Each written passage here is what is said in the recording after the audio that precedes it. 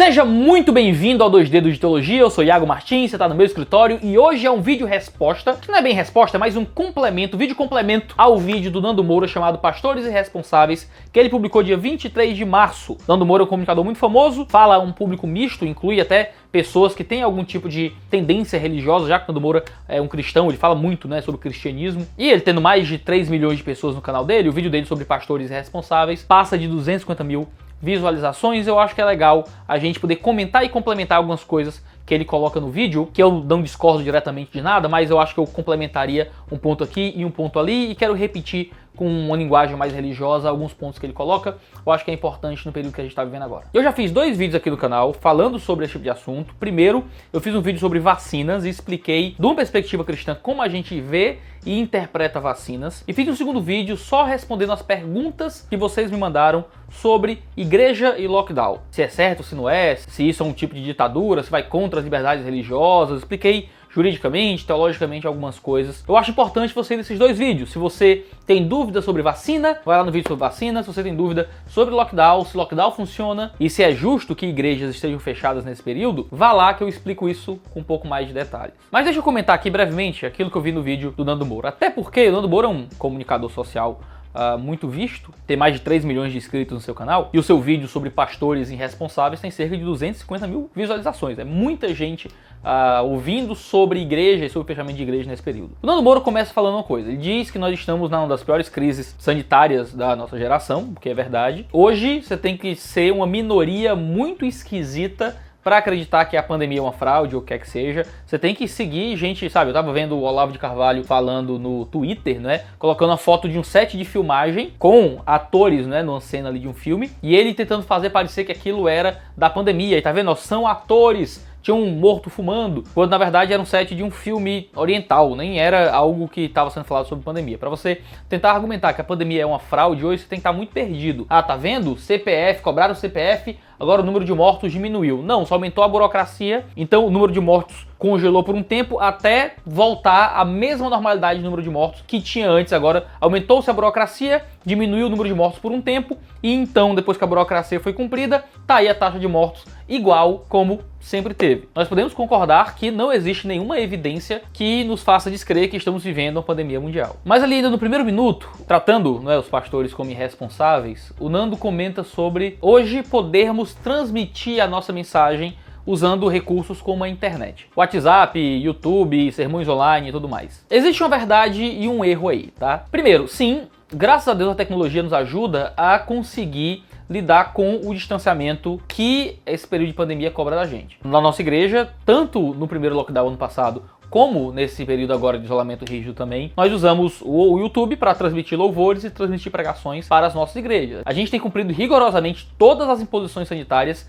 que recaem sobre a nossa igreja. Mas veja, eu acho que aqui é um ponto importante da gente comentar. Isso não significa que nós podemos permanecer no nosso serviço como igreja a longuíssimo prazo usando simplesmente meios virtuais. Eu vou explicar por quê. Primeiro, a gente vai ter domingo agora, Páscoa. Páscoa é um momento em que, tradicionalmente, a gente tem ceia nas igrejas. A ceia, ela é um ritual que representa o corpo de Jesus que foi partido em nosso lugar e o sangue de Jesus que foi derramado por nós. A fé cristã não é uma fé meramente intelectual, nós não só vemos coisas, interpretamos intelectualmente coisas, é uma fé que toma todo o nosso corpo. O batismo não se dá intelectualmente, o batismo se dá no corpo sendo banhado. A ceia não se dá apenas através da apreensão de coisas, da compreensão de ideias. A ceia é uma participação física na obra do Evangelho, onde eu como um pão que representa o corpo, onde eu bebo um vinho ou um suco de uva, dependendo da tradição de cada igreja, que representa o sangue derramado. Eu não tenho como participar disso via WhatsApp, eu não tenho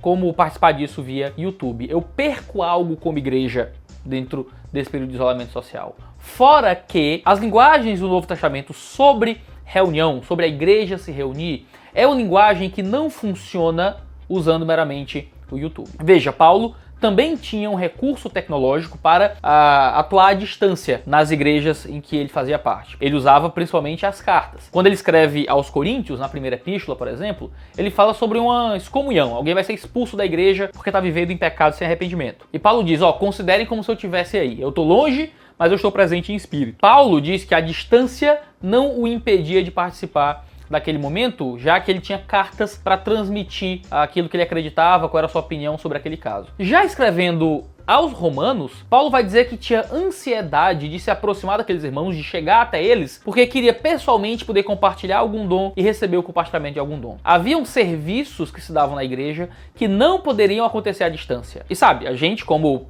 membros da sociedade sabe disso, ninguém aguenta mais reunião online. Existem serviços e atividades eclesiásticas que só existem presencialmente. Acontece que quando a gente fala de pastores que estão com suas igrejas abertas, que estão lutando para manter as igrejas abertas mesmo no período de pandemia, a gente tem que lembrar que sim, existem meios paliativos, né, pequenos recursos que a gente pode usar para diminuir a dor da distância, onde eu ainda posso pregar para minha igreja, onde eu ainda posso ter momentos públicos de oração, a gente faz reunião de oração via Zoom, reunião de jovens, reunião de homens via Google Meet, a gente pode transmitir no YouTube a pregação e louvores no domingo, a gente até usa o grupo do WhatsApp da igreja para tirar selfie com a família ali no culto, interagir, mas veja, isso não é o culto público que é normal ao cristão protestante. E olha que eu nem estou falando ainda de igrejas católicas que têm uma postura mais sacramental e que para eles a missa não é simplesmente um momento de apreensão intelectual onde o centro da missa é a homilia. Você tem vários outros aspectos litúrgicos e ritualísticos que para o católico é o mesmo que não ter culto, você ter que fazer aquilo via uma simples homilia transmitida online. Agora veja, o Nando Moura ele é muito sagaz quando ele fala sobre não tentar o Senhor seu Deus, né? Esse é um versículo que se aplica claramente a esse sentido. Nós não podemos tentar o Senhor nosso Deus quando nós estamos simplesmente dizendo que Deus vai vir e vai nos proteger, não importa o que aconteça, vamos lá se meter nas igrejas, normalmente Deus não vai deixar a gente adoecer. Isso não existe, eu já falei sobre isso no meu vídeo sobre lockdown. Agora, eu concordo plenamente com o que o Nando Moura está dizendo sobre não tentar o Senhor nosso Deus, achando que Deus vai nos proteger e que vai dar tudo certo, ou que se as pessoas morrem na nossa igreja, tudo bem, não temos nenhuma responsabilidade nesse sentido. Verdade, muitos pastores fazem isso. Mas há um nível em que nós nos arriscamos para sermos cristãos. Quando a gente olha para a história da igreja, muitos cristãos morreram dentro do seu esforço de permanecer crentes. Hoje, no mundo, ser cristão, se reunir com outros cristãos na igreja, custa muito caro, pessoas morrem, é perigoso. E o espírito deles não é de tentar Deus, o espírito deles é de saber que custa alguma coisa e que se eles vão ter que morrer para ser cristão, então eles vão morrer, ponto. E assim, fazendo esse complemento, o Nando Moura está plenamente correto. O que muitos pastores fazem é tentar Deus. É simplesmente fingir que a pandemia não está aí, é fingir que o distanciamento social não vai ajudar. E muitas igrejas são motivadas por dinheiro, por caixa. Então, como muitas dessas igrejas são igrejas que não têm um conceito de membresia muito bem estabelecido, onde os irmãos ajudam a fornecer recursos para a igreja, mas são grandes pontos de pregação com pessoas pouco compromissadas, que ofertam baseado muito mais em um tipo de impulso de manipulação que se dá dentro do ambiente de culto, não ter reuniões é prejudicial para essas igrejas. Logo, eles vão lutar para tentar manter as suas comunidades apinhadas de gente para tentar conseguir recursos. Agora, isso não representa todas as igrejas, graças a Deus. Representa um grupo muito específico, que são os neopentecostais. Muitos de nós continuamos tentando, quando é possível, manter os cultos funcionando pelo simples interesse de servir aos irmãos e de abençoar as pessoas que estão em necessidade. Existem pastores que estão agindo de forma muito correta, mantendo suas igrejas abertas. Até 4 semanas atrás, aqui em Fortaleza, nossos cultos estavam funcionando. A gente tinha 2 cultos, depois passou a ter 3 cultos para poder cumprir tudo aquilo que era cobrado em termos de isolamento social. 30% da igreja só, é muito pouco. Então eu pregava 3 vezes no domingo. Os outros pastores da igreja pregavam 3 vezes no domingo o mesmo sermão para públicos que iam se revezando dentro do prédio da igreja para evitar aglomerações. Todo mundo de máscara, álcool em gel, medição de temperatura, tudo dentro dos conformes. Em várias cidades do país, aqui eu já estou indo além de qualquer coisa que o Nando Moura tenha dito, existem taxas de contaminação já muito menores. Você não tem superlotação de UTIs, por exemplo. Então, sim, existem vários cuidados que acabam sendo tomados, porque por mais que naquela cidade as coisas estejam um pouco tranquilas, dentro do estado, de forma geral, as coisas geralmente não estão, porque quase todos os estados do país estão com falta de UTI. Então ainda existe um nível um tanto elevado de cuidado, mas em algumas cidades cultos religiosos podem acontecer com muitas restrições sanitárias. Pastores dentro desses cenários acabam que têm suas igrejas abertas, eu não vejo mal nenhum nisso. Usando os protocolos sanitários que já são muito bem comprovados e conhecidos, a gente tem igrejas que estão podendo ter culto de alguma forma, manifestar a fé que é tão importante para os cristãos, de um modo que não vai colocar em risco a sociedade em volta por causa de taxas de contaminação. Aos 2 minutos, o Nando fala uma coisa que para mim parece muito... Quando a gente trata como coragem a gente ir para as reuniões públicas da igreja, mesmo quando deveríamos estar em lockdown, ou quando pastores começam a fazer reuniões escondidas do Estado, achando que estão em algum tipo de China comunista, e não no ambiente de hecatombe de saúde pública, isso não é coragem, certo? Coragem é quando nós nos sacrificamos pelos outros e não quando sacrificamos os outros por nós. Pensa comigo, isso é uma coisa que o Nando fala muito certamente. Ao fazer reuniões na minha igreja em um período onde fazê-los é perigoso aos outros, eu tô sendo corajoso ou eu tô sendo um covarde? Coragem é continuar pastoreando na pandemia. Coragem é eu, como pastor, sair de casa, me arriscar para continuar aconselhando os casais, como é permitido que isso aconteça dentro das igrejas. Eu continuo dando aconselhamento bíblico na minha comunidade, na minha igreja, para 1 ou 2 pessoas que vão até a comunidade, porque isso é permitido aqui no nosso decreto. Agora veja, ser corajoso é colocar a vida financeira da igreja em risco, é colocar o nosso bem-estar como igreja em risco, é nós sofrermos a dor do isolamento a fim de sermos bondosos às pessoas que seriam prejudicados pela nossa vida normal de comunidade. É fácil voltar a congregar. É fácil fazer pequenas reuniões escondidas dentro do prédio da igreja ou da garagem da minha casa. Fazer cultos a portas fechadas. É muito fácil fazer isso. É fácil e é covardia. Você está sendo covarde porque você não está assumindo para você o custo de proteger as pessoas que estão à sua volta e de proteger a sua igreja. O falso mestre é aquele que veio para matar, roubar e destruir.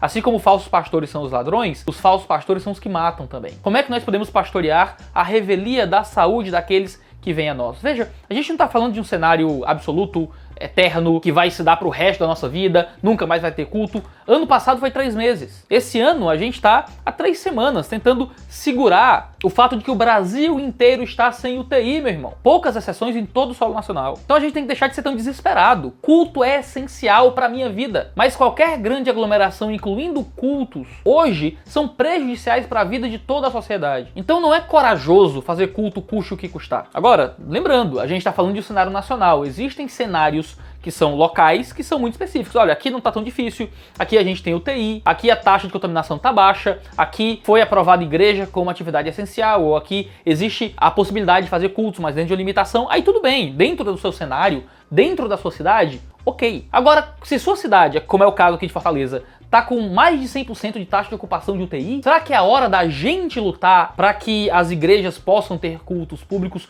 quando ninguém mais está podendo viver as suas atividades que são essenciais para as suas vidas de sobrevivência? Pessoal que trabalhava com esporte, que trabalhava com show, que trabalhava no mercado de entretenimento, todo mundo que retirava o seu sustento a partir de grandes aglomerações está sofrendo porque isso está proibido por enquanto. Por que é que nós vamos lutar para dar esse mau testemunho de todo mundo sofrendo e só a igreja podendo se reunir como se nada estivesse acontecendo? É importante que nós, como igreja, estejamos dispostos a nos sacrificar pessoalmente como indivíduos pelo bem dos outros. E, de novo, eu não estou falando de acabar com a liberdade religiosa, que é extremamente indelével. Eu estou falando de um cenário específico se a sua cidade está dentro dessa hecatombe de saúde pública também. E talvez o Nando fale uma coisa que ele fala em um tom não tão forte, como costuma ser comum a linguagem dele, o que me deixa até surpreendido, quando ele fala que muitos pastores são responsáveis pelas mortes que acontecem dentro de suas igrejas quando eles promovem aglomerações sem cuidado nesse período, porque não existe padrão seguro, né? E aqui é uma coisa que é interessante. De fato, existem pastores,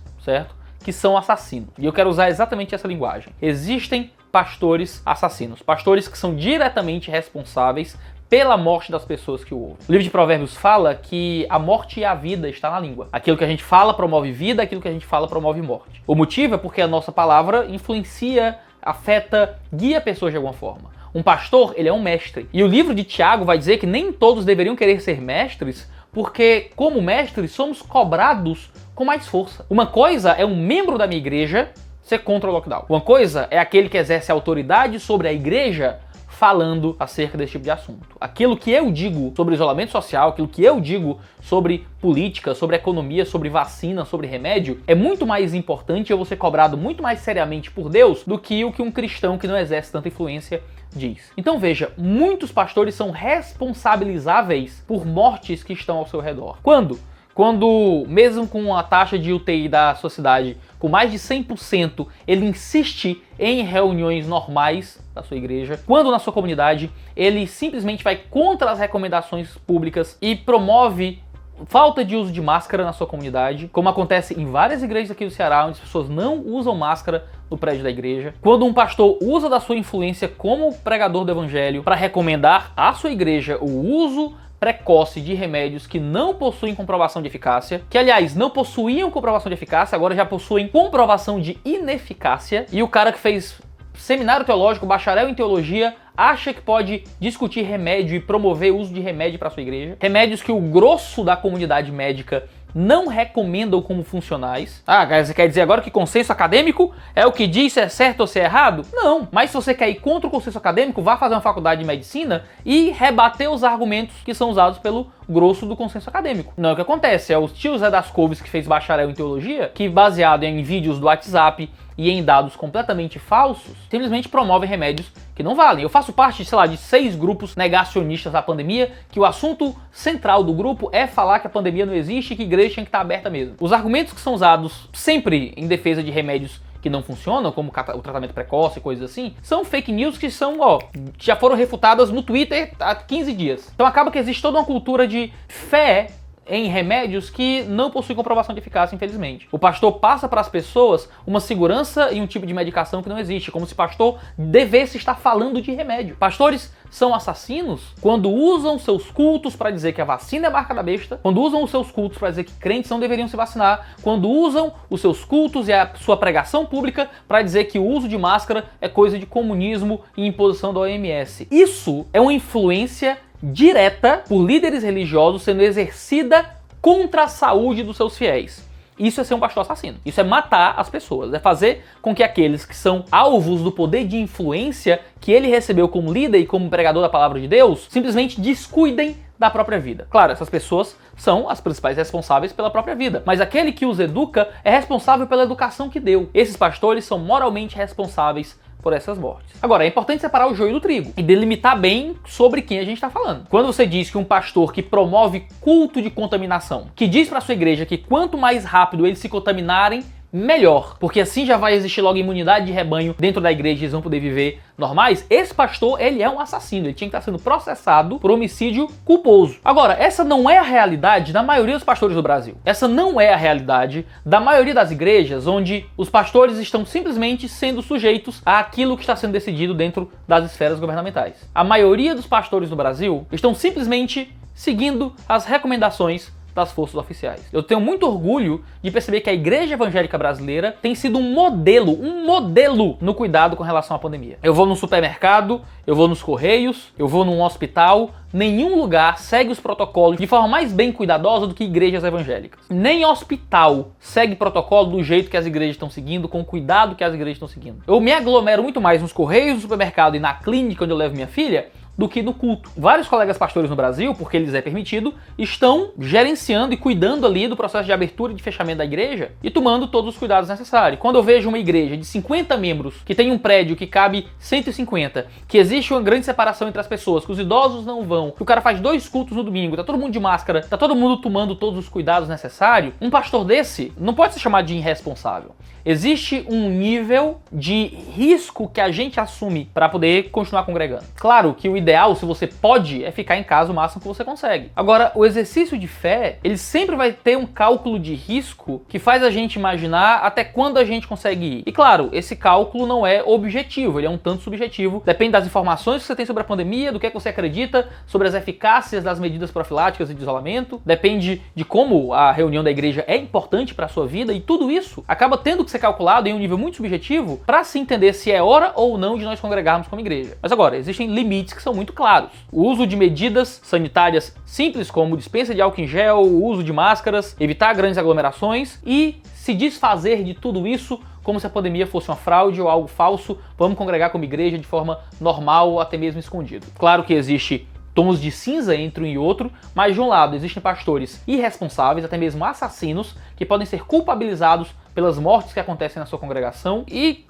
de lá até aqui a gente tem pastores que tomam cuidado e que sim, calculam o risco para uma igreja que entende que a fé é algo tão necessário que vale a pena, usando os recursos necessários, se expor de forma calculada a um ambiente de infecção, tomando os cuidados necessários. Mas bem, esses são alguns complementos ao vídeo do Nando Moura que eu queria trazer aqui, tanto para poder requentar essa discussão, indicar novamente os 2 vídeos que eu gravei, vai dar uma olhada lá, principalmente agora no vídeo sobre lockdown, onde eu respondo várias perguntas, várias questões sobre igreja e lockdown, e tentar lembrar, né, desse alerta, considerando que a gente está aqui em Fortaleza há 3 semanas, em isolamento social mais rígido, sem cultos há 3 semanas. A partir daqui que as coisas vão começar a diminuir aí as taxas de contaminação, se Deus quiser. Ainda que a nossa taxa de isolamento social aqui em Fortaleza esteja muito baixa, segundo os dados aí. O pessoal não tem respeitado o isolamento social de jeito nenhum, mas é para os números melhorarem a partir dessa terceira semana. Vamos orar, pedir para que Deus nos abençoe, para que em breve a gente possa voltar às nossas atividades públicas como igreja, usando todos os cuidados aí que estiverem à nossa disposição.